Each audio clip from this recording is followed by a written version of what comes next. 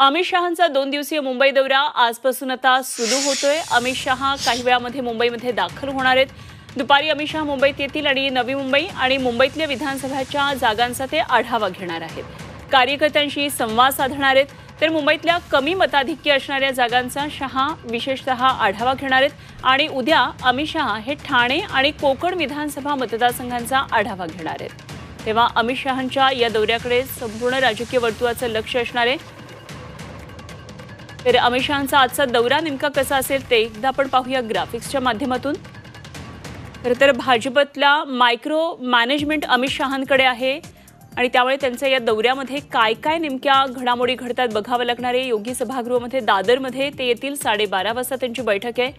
नवी मुंबईमध्ये वाशीमध्ये संध्याकाळी 4 वाजता त्यांची बैठक असेल। दादरमधल्या ज्या सभागृहामध्ये अमित शहांची सभा होणार आहे तिथून आढावा घेतला आहे आमचे प्रतिनिधी ओम देशमुख यांनी।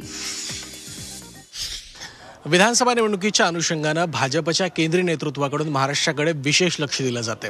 याचाच एक भाग म्हणून केंद्रीय गृहमंत्री आणि भाजपचे वरिष्ठ नेते अमित शहा आज मुंबई दौऱ्यावरती आहेत। यापूर्वी छत्रपती संभाजीनगर, नागपूर, नाशिक यासह विभागीय बैठकांचा आढावा घेतल्यानंतर आज अमित शहा मुंबई आणि कोकणातील पदाधिकाऱ्यांशी आणि आमदारांशी संवाद साधणार आहेत। त्याचाच एक भाग म्हणून दादरच्या योगी सभागृहामध्ये आज 12:30 वाजता अमित शहा भाजप कार्यकर्त्यांशी संवाद साधणार आहेत। शक्ती कार्यकर्त्यांची प्रचिती आत्मविश्वासाची या टॅगलाईनखाली भाजपकडनं या मेळाव्याचं आयोजन करण्यात आलंय।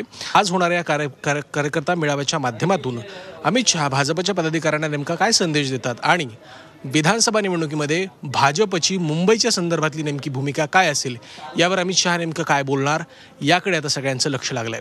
व्हिडिओ जर्नलिस्ट ओमप्रकाश सह मी ओम देशमुख, झी मीडिया, मुंबई।